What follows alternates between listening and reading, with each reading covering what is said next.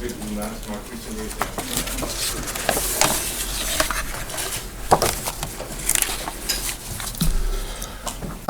you very much for coming along and for being patient and waiting out this event.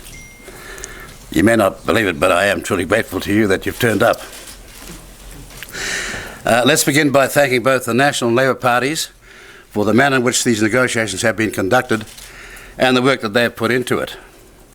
It should be said that during this time, elements of how politics should operate in an MMP environment were seen with great clarity. On 23rd September election day, the effect of over 446,000 votes, or 70% of the total, were not known. We believed on election night that those uncounted votes would have a profound effect on the final outcome. That's why New Zealand First waited until October 7 to find out exactly the numbers we were dealing with and what that meant before beginning negotiations with interested parties and bringing this matter to finality as soon as we could in the most responsible time. We started negotiations the day after, on October 8.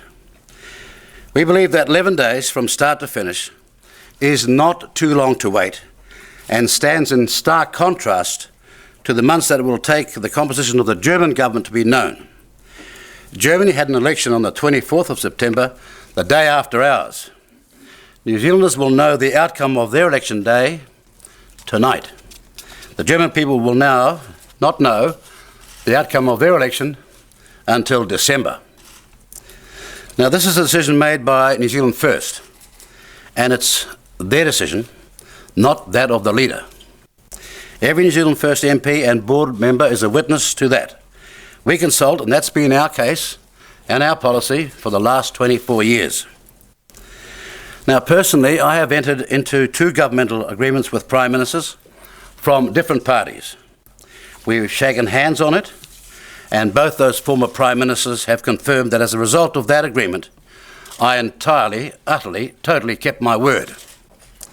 In the last campaign, the Labour Party and the Green Party campaigned as an alternative government. On the question of the numerical construction of that government, New Zealand First was never consulted, but many commentators factored in our support as a given. That enabled the National Party and others in a grouping of 4 parties to claim that they were facing a group of 3 parties, and where New Zealand First was concerned, voters should, to quote them, cut out the middleman, end of quotes. Now, whether people like it or not, the strategies of both those alternatives failed. That is why we are in the position we are in now. That said, the decision that is about to be announced does not represent just over 7% of the vote, or 70%, or dare I say it, 45%. This decision represents the majority in an MMP environment, in an MMP parliament.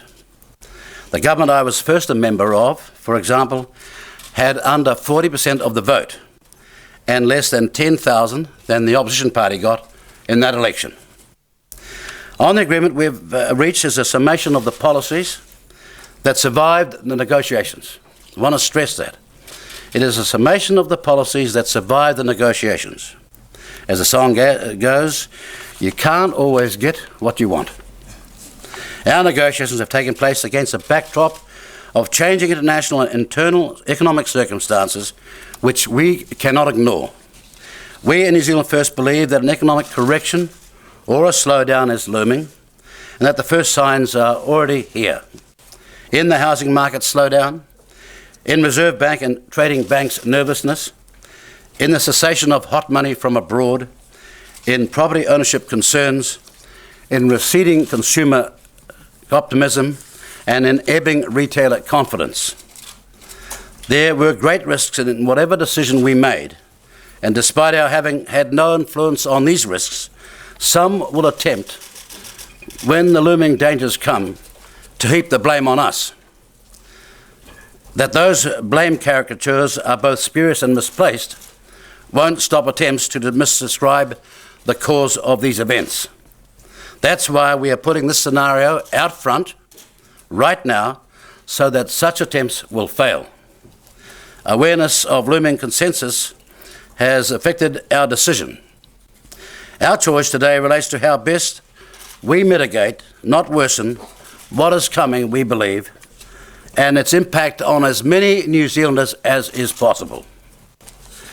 Now, can I say this? As a party, New Zealand First believes that it has secured major policies to advance the New Zealand economic and social condition. Big or small, all of these policies are important. When we construct the formal agreements summating those matters we have negotiated, these policies will be published. It is not my privilege or responsibility to summarise and announce them today. That will be for someone else. Can I just say, far too many New Zealanders have come to view today's capitalism not as their friend but as their foe. And they are not all wrong. That is why we believe that capitalism must regain its responsible, its human face. That perception has influenced deeply New Zealand First negotiations.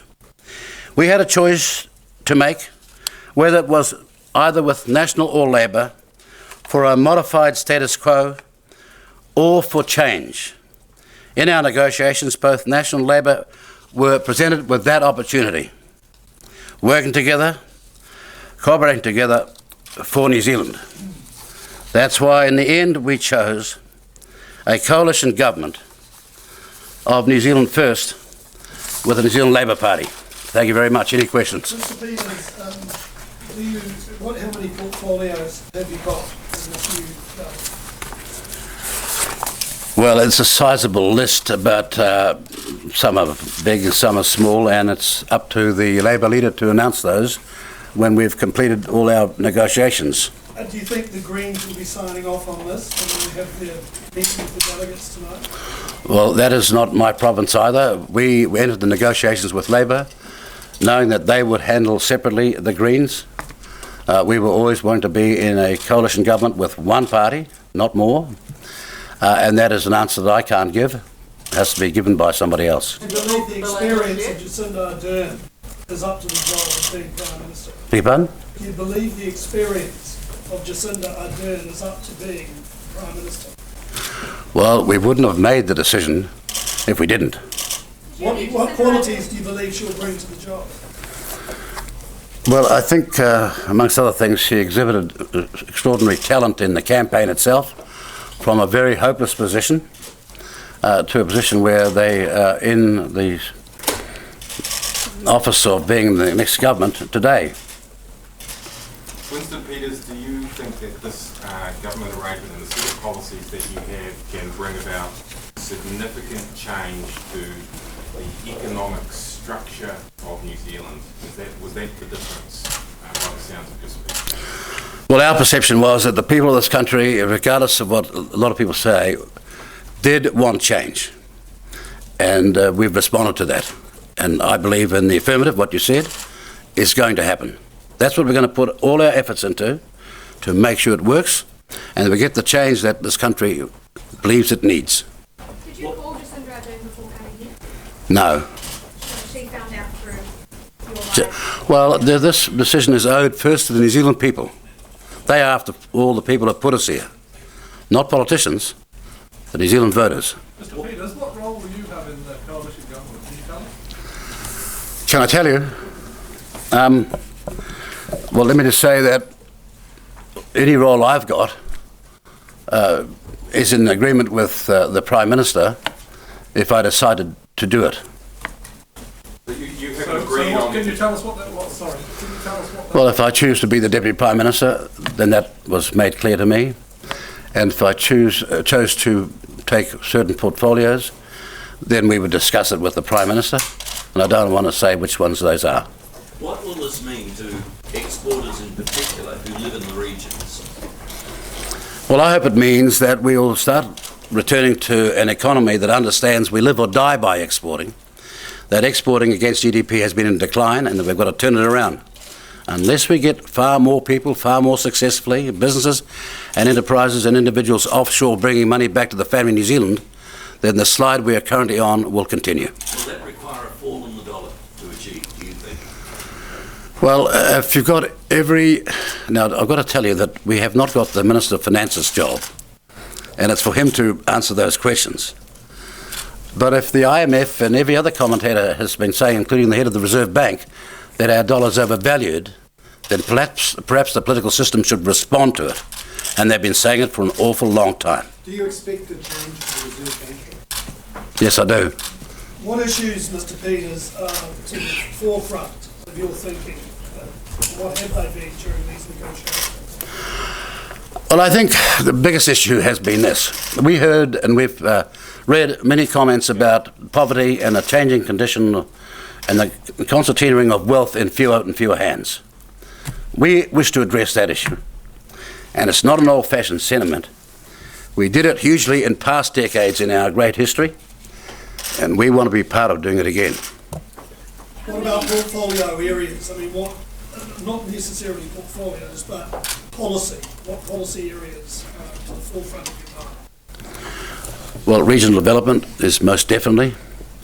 Readdressing the infrastructure deficit, particularly in the regions, is definitely to the forefront of our thinking, and key achievements like that. But that's for others, the Prime Minister, to announce as her perspective. Do you have a view, Mr Peters, on whether the Greens are part of the coalition or what position they're likely to take in this? No, they've got a confidence and supply agreement with the Labour Party. We have a coalition agreement with the Labour Party. We're in coalition with the Labour Party. They are outside the government in support of it. But will they have ministers outside Cabinet where you will be sharing Cabinet committees? Well, it's really the province of the Prime Minister to tell you that. We're going to start off and do this right. Will this mean the end of the TPP? Pardon? Will this mean the end of the TPP as far as New Zealand is concerned? Well, we're in agreement to look at the Investors' Disputes Clause. There is an answer to that, of course, because in 2001 there was a solution written into the Singapore-New Zealand deal, which somehow has escaped people. And the other interest is the ownership of land and homes in this country. And on that we've got agreement with Labour Party. So what's the agreement on the change to foreign ownership? What's our agreement with What's the agreement about the change to foreign ownership? what we both campaigned on? What would you say to people, Mr Peters? You do remember what that was, don't you? Thank you very much. What would you say to people that would say that, well, hang on, National has got 10 more seats than Labor. Surely they should have been the government. Well, 45% is not a majority of Parliament under MMP. As I say, I was a member of Parliament with a party that got 39 I think 8 or 9% a long time ago, and the Labour Party got 40%. We are operating in an MMP environment, and today the majority view of this country is for the change that's happening. Do you have a message for National? Yeah, I do. Really, it was really extraordinarily disappointing in a way to have to make this decision, but it always was inevitable. I thought the way they went about the talks, as I said, showed MMP in a new light with great clarity to us. And I suppose we all came away wishing we had done this far more often. When did you come to your decision today? We came to the decision exactly about a quarter of an hour before we got the car and came across here, and that's a fact. And that is the caucus gave me their vote individually, and so did the board individually, and so we knew what we had when I'd read them. And of course, all of those votes are open for the caucus to look at tomorrow morning. What was the key difference? What was the key difference between the National and the Labor offers that made it Well, I can't talk for all of my caucus colleagues. You can only try and summate or précis what their comments would have been. But all around the country, people felt that we could and should be doing far better, that there are far too many people living in degraded and poor circumstances in this country, and that too many people in the power structure of New Zealand are simply out of touch. That was the biggest thing that changed, I think, my caucus, and by the looks of it, my board as well. What changes do you expect in housing?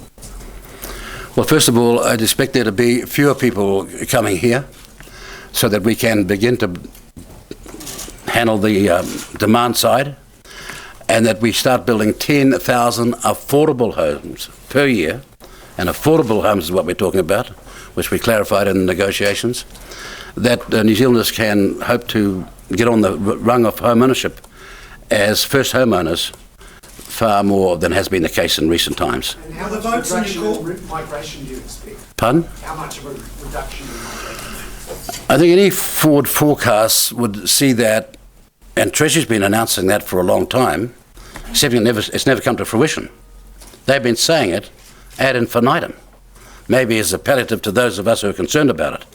But we mean to ensure that we have a much more accurate and certain immigration stream of skills and excellence and genuine export education. I think the Prime Minister could say more about that, but that's the two things. Those are two things we agreed upon, and that should have a profound effect on change. I don't think it's going to have any concern for the people out in parts of New Zealand who desperately need skilled workers, but it's the massive number that were coming who are not skilled that concerned us. Were the votes in your caucus, Mr Peters, the caucus and the board, were they unanimous? Not quite. Well, how many detractors did they have? Well, enough for me to be totally confident that we had a consensus rather than a vote. It wasn't a vote, it was a statement. So not everybody agreed with it. Well, it's always been our practice that if you've got anything like 30%, 20% disagreement in caucus, to go over the subject again and persuade others to the cause and the soundness of what you're arguing. We have always followed that policy, and I'm pleased to say that tonight, that's what we got. There was a story around this afternoon that National had been negotiating, and you were asking for more ministers, and that was one of the reasons why there was a delay and possibly why you didn't go with National. Is there any truth in that? Like so many comments that I've read in the last few weeks, and I don't want to give you my personal view of it. I think you might already know what it is. I was accused of holding the country to ransom when 400,000 plus votes hadn't been counted, and it never stopped. And you know where it came from. But I'm not going to be pointed and personal about the matter. Let me just say that that statement is utterly, totally false, and I've got a record to prove it. Quite the converse is the case. Well, it's not for me it's not for me to divulge what went on there because we've sworn to secrecy, and since 1996. We have never divulged any of those talks, and we won't divulge these ones either. Because the dollar has fallen considerably on the news, are you welcoming that? Sorry, it fell before this announcement and a long time before it. Don't you? You're a financial reporter, you should know that. No, on the announcement too. Is that good news though? That's one of your Oh, I thought you were blaming me for it. Mr Peters, will the Auckland port be moved north? Again, that'll be something that the Prime Minister will talk about. Mr Peters, did you agree on a significant change or any particular change to the Reserve Bank Act for the monetary policy setting? I think it'd be fair to say that if you have a look at the Labor Party statements on this and our statements on this, including two bills that failed by one vote 2 times, that would be where this change will take place.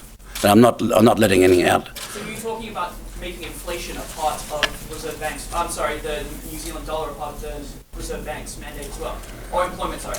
Actually, and the dollar is what ends up at the end of the mandate. It's not part of it, right? But you're a financial reporter, you should know that. So will you reintroduce, can you see the private members bill that failed coming back as a government bill? Well, I can see something like that because, again, we've got to talk with the Labor Party as to how we redraft this. And I'm not going to claim that it could be that bill, but all I hope is and can probably announce that we will be satisfied with it. Do you expect to go the full whole hog in terms of the Singapore model, or will we still be using the official cash rate as the prime monetary policy tool? Look, we should go down the road of the Singapore model. They are an economic success story and a standout one without any resources but their people and their intelligence. But I didn't secure that. You didn't secure it using the exchange rate? Not the Singapore model. Do you have a message for the Minister of Māori seats. Pardon? What about the future of the Māori seats? Sorry, can I, over here, one at a time, yeah? Peters, what about the future of the Māori seats? Well, the Maori seats are now back in the hands of the Labour Party. Was there discussions during your talks with them about those seats? Well, you know, if people want policy, they've got to vote for it, and we didn't get enough votes to push that home. I say again, if you don't get enough votes, you cannot get the change. A lot of people want change, but when it comes to voting, they're fast on the lip and slow on the voting hip. That's what happened. But remember this, that the majority of Maori entitled to be on the Maori roll aren't on it. And of those ones on it, half didn't vote. The MMP has been profoundly influential in giving far greater Maori representation in this country. That's what the Royal Commission said the MMP would do, and it's happened. And I hope there comes a time when we, as a people, respond to it so that we have one franchise. Can you confirm that the ministerial positions you have are all in a coalition, that they will all be at the cabinet table? Yes. And you can't say, you're leaving it to Mr. Dern to say exactly how many there is? and Yes. Specific portfolios? Well, I'm really here to make the announcement. Now, it's for the Prime Minister to tell you the details of that. When do you expect to be sworn in? Well, that'll depend on the calendar. Don't forget we've got Labour Weekend coming.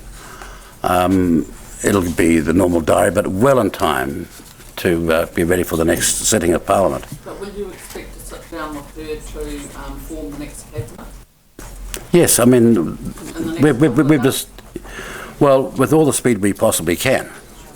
But the major decision has been made, and all the factors inside that decision have been concluded. Anything we haven't sorted out, I hope we sort out in good faith. What will be your first action in government? What will be the first thing you do? What'll be the first thing I do in government? I can't tell you until I get there. Mr. Peters, retired couples could get an extra $640 a week under the budget changes that National is proposing for next year. What can you say tonight to senior citizens who may be concerned that they will lose from this choice that you've made? Well, if you look at the target we have for the minimum wage and realise that that is factored into eventually the 66% of the net average weekly wage that retired couples get, they will do better out of that than what is being offered by the National Party. The second thing is, the last time we were in government, or affected by and had a chance to influence government, we took the minimum wage in 3 years flat from $9 to $12 an hour. No one has ever done that, and the whole economy didn't collapse. People were simply better off, and so were the older people of this country. Mr. Peters, are you confident the Greens will support this deal? Well, you have to ask the Greens that, and they're just down the road. Have you had any dialogue with them at all? No, because I didn't campaign with the Greens. How do you know The reality is that you people, well, not you, but some of you, gaily went out every day talking about the alternative government and put us in as a factor without even consulting us. This is what this announcement is tonight about.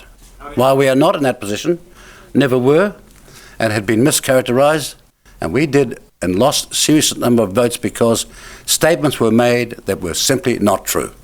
Now, you don't go into coalition negotiations with full of recriminations and vengeance, because that doesn't help.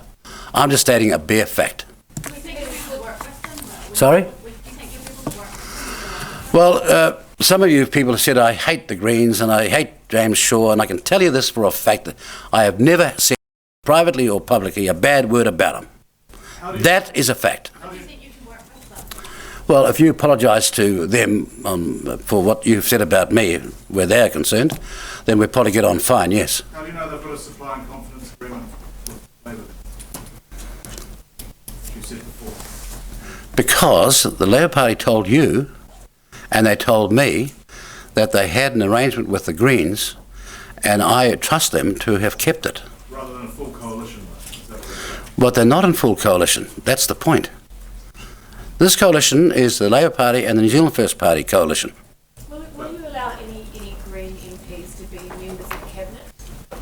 Will Greens do that? You're going to have to ask the leader of the Labour Party that. So it's up to her.